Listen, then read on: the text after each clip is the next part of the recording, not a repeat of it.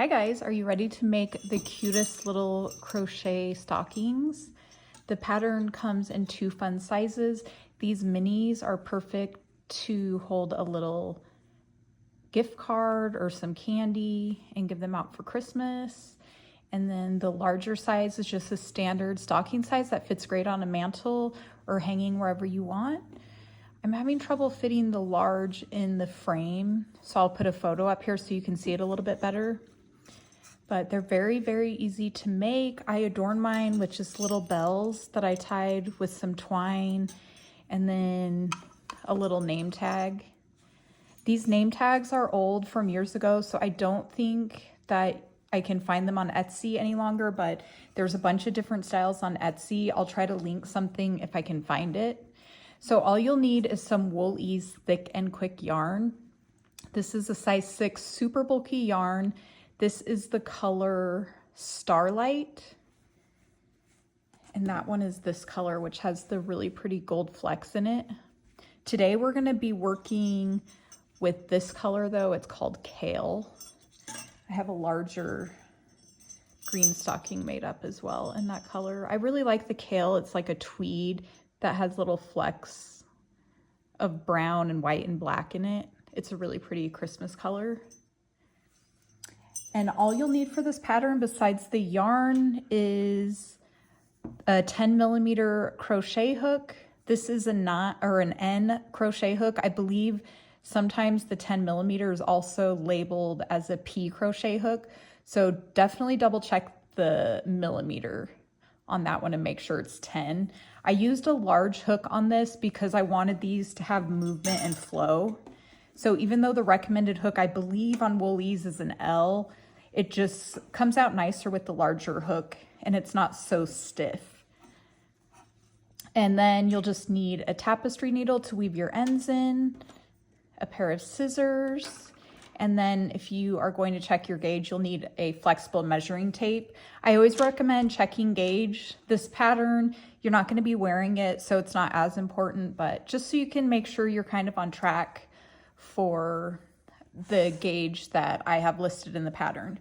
So we're going to work on the size mini today. These are worked exactly the same. I think the mini is just a lot easier to fit in the frame. So the written pattern for the large is going to be on my blog and linked in the caption below. The process is exactly the same. You'll just have a different stitch count on the large, but there's a lot of repeats and the rows are worked basically the same. You'll just need to go and check the written instructions on the size large so you can see the beginning chains and the numbers that you want to use on each pattern. So this is a nice pattern that's worked completely flat and then seamed with slip stitches on the side. So it's all worked in one piece. We cinch the toe up. It's super easy. I'm going to get set up for this mini in the color Kale. Okay, so let's get started with the size mini. You need a long beginning tail, about 20 inches or so. I typically just do a arm's length. This will be cinching the toe closed later on, so you want enough room to cinch that close and weave your tail in. Okay, so this pattern is worked in rows, so we want to create a slip knot, and then we will chain 22. 1, 2, 3, 4, 5, 6. Okay, once you have the 22, we're going to work in the back humps only. So let me show you what the back hump is of your chain. So this, normally you'd work under the V, these two loops. We're going to turn it slightly and you can see the back humps right here. So we're just going to go in those back humps instead. Okay, so we're going to crochet in the second chain from the hook. So that's 1 and that's 2, turn it, and we're going to single crochet 10. So 1, 2, 3. This row is the hardest row to work because you're working in that chain. So it's a little tedious, but it's a short row, so we'll be done in a minute. Let me count. I think I have 10 now. 1, 2, 3, 4, 5, 6, 7, 8, 9, 10. Okay, now we're gonna skip the next stitch, single crochet in the next stitch. We're doing that twice. So again, skip the next stitch, single crochet in the next stitch. Okay, and then single crochet in the next 5 stitches. 1,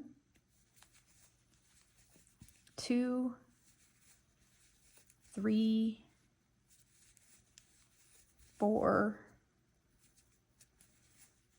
and 5. And then loosely slip stitch in the next 2 stitches.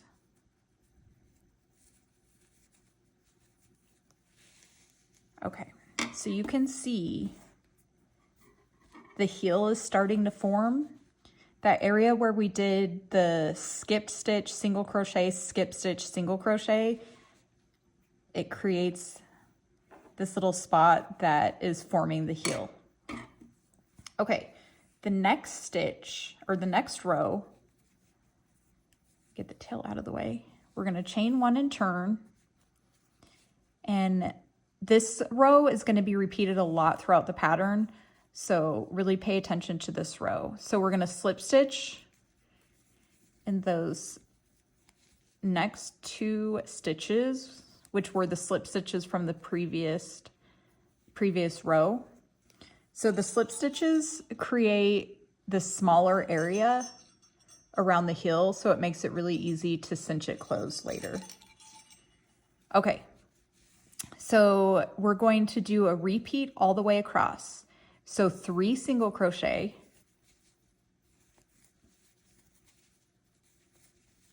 okay, and then we're doing a 9 loop puff stitch. So you yarn over, insert your hook into the next stitch, yarn over and pull up a loop. Elongate the loops on your hook and work kind of loosely. Okay, and then we're gonna do that 3 more times into that same stitch. So yarn over, insert your hook, yarn over, pull up a loop, 2 more times. Yarn over, insert your hook, yarn over, pull up a loop. Once you have 9 loops on your hook, 1, 2, 3, 4, 5, 6, 7, 8, 9, you yarn over and pull through all 9. And that creates your puff stitch. The puff pops out on the opposite side of your work. So this is the wrong side. This will end up being the right side of your work. Okay, and you repeat that same thing over again. So single crochet 3 times. Okay, and then puff stitch.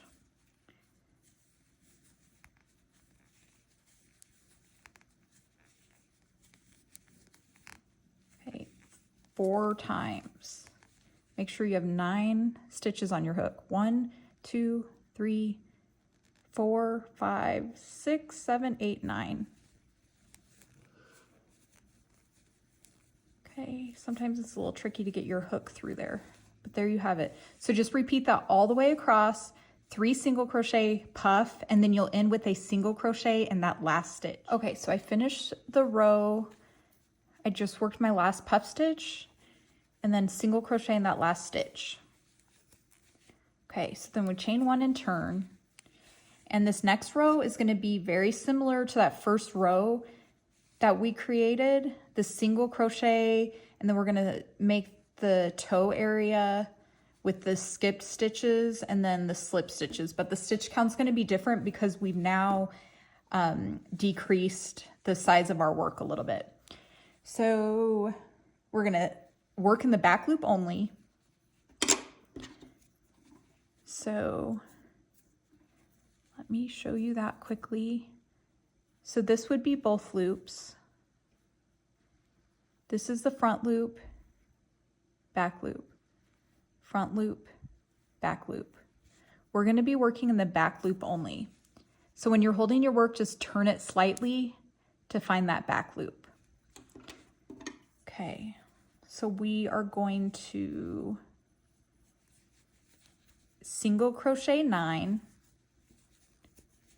You'll notice a pattern starting On row 1, we single crocheted 10, then did the single crochet, or sorry, the skip stitch, single crochet, skip, single crochet, and then we single crocheted 5, 2 slip stitches. This one we're decreasing. So instead of 10 single crochet, it's 9. And then after we do the heel portion, we'll have 4 stitches left over and then 2 slip stitches. That's going to be the entire side of this side of the stocking. And then when we turn it over, we'll start increasing again. So there's 1, 2, 3, 4, 5, 6, 7, 8, and 9. Okay, and now we're gonna skip that next stitch, single crochet in the next stitch. We want to do that 2 times, so one more time. Single crochet, skip that next stitch, and then single crochet in the next stitch.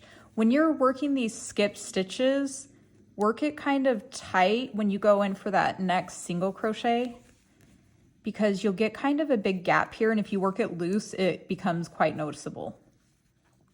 Okay, so now we single crochet 4. 1, 2, 3, 4, slip stitch in the last 2, and work those loosely. So I insert my hook in that back loop, yarn over, pull up loop, and then I kind of pull it up a little bit taller than normal and then pull it through. Okay, so this next row is a little bit different.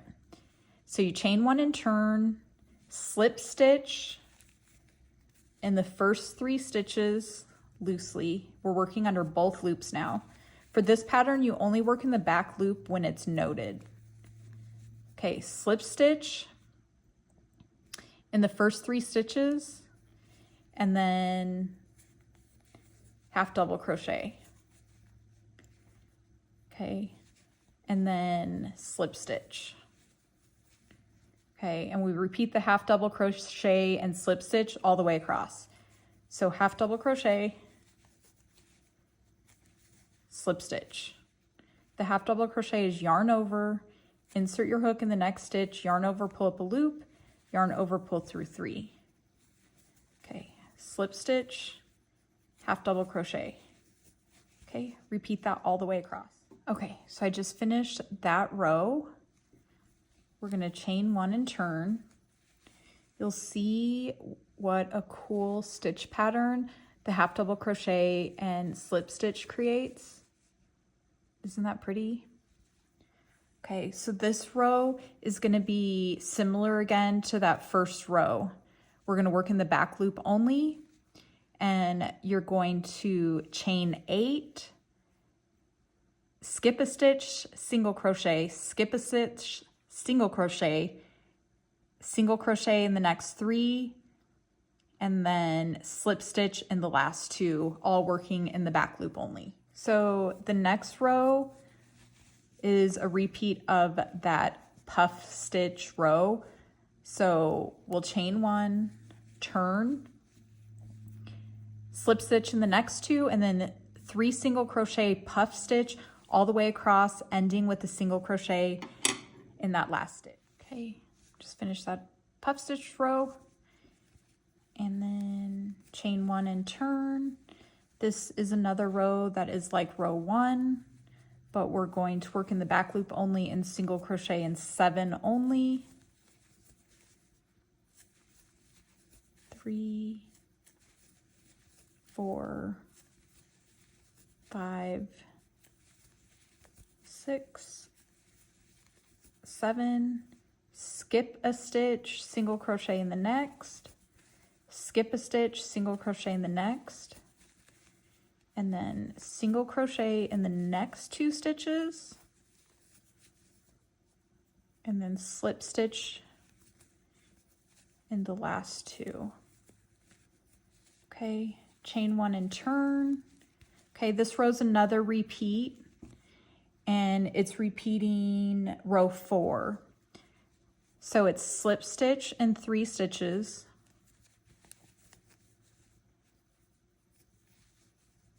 Make sure you don't miss that first slip stitch. The chains do not count as a stitch in this. So you always want to work your first stitch in that same stitch as the chain 1. Okay, so it's 3 slip stitches, and then we're going to do a half double crochet, slip stitch, half double crochet, slip stitch all the way across. So half double crochet, slip stitch across. Okay, so I did the half double crochet slip stitches. We got this cool looking pattern right there. That was row 8, and you should have 13 stitches at the end of that row. So this is one side of our stocking. So you can see how the toe is coming together, and then we'll cinch this close at the end. Okay, so this side was all rows of decreases. Now we're gonna work a side of increases. So very similar patterns, but the skip one, single crochet one right here in the toe area is gonna be a little bit different. Okay, so we're gonna chain 1, turn, and then for this one we are going to, let me just check my notes, single crochet 7 in the back loops only. 1, 2, 3, 4, 5, 6, 7. Okay, so instead of doing the skip 1 single crochet, skip 1 single crochet, we're going to do 2 single crochet in the next 2 stitches. So 1, 2 in that stitch, and then 2 in the next stitch. Okay, and then single crochet in the next 2 stitches, and slip stitch in the last 2. Okay. So adding those extra single crochet right here gave us an increase. So now we have 15 stitches total. We're going to chain 1 and turn, and then we're going to repeat row 2. So it's slip stitch in the next 2 stitches, 3 single crochet and a puff all the way across, ending with the single crochet in the last stitch. Okay, puff stitch row is done. Chain 1, this is another increase row, working in the back loops only. So we're going to single crochet 8, 2, 3, 4, 5, 6, 7, 8, and then 2 single crochet in the next 2 stitches. So 2 in that one, 2 in the next, and then 3 single crochet. Oops. Okay, and then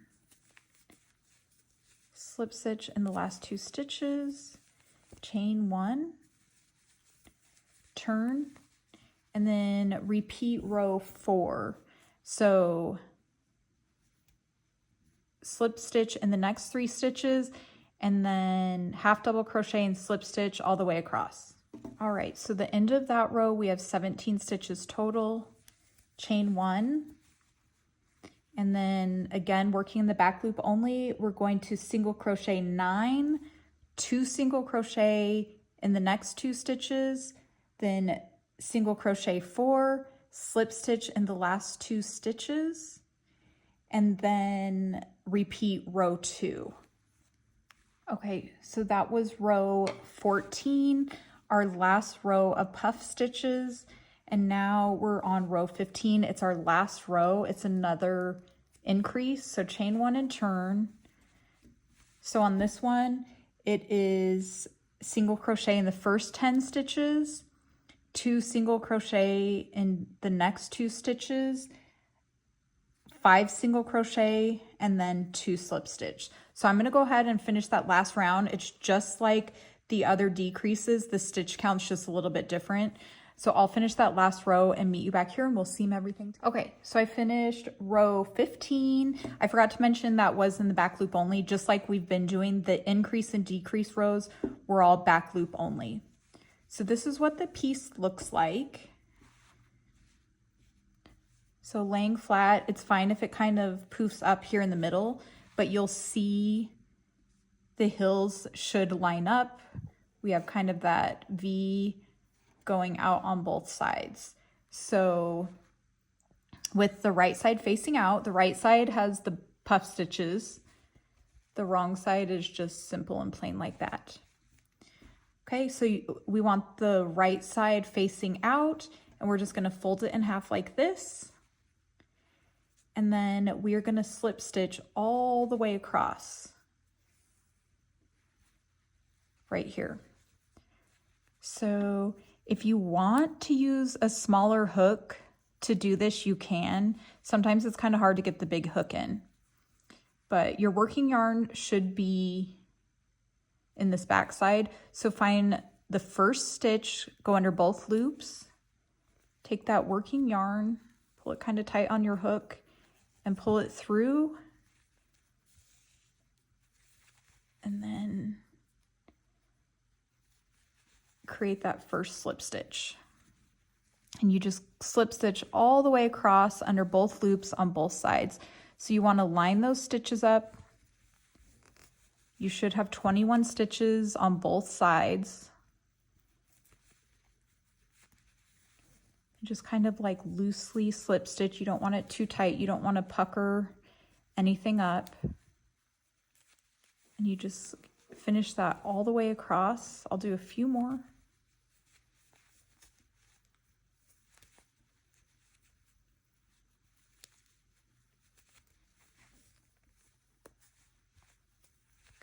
Do that all the way across until you have the entire thing seamed together and end in this corner. Okay, so it's fully seamed together. So what it looks like on the one side, and then the back side.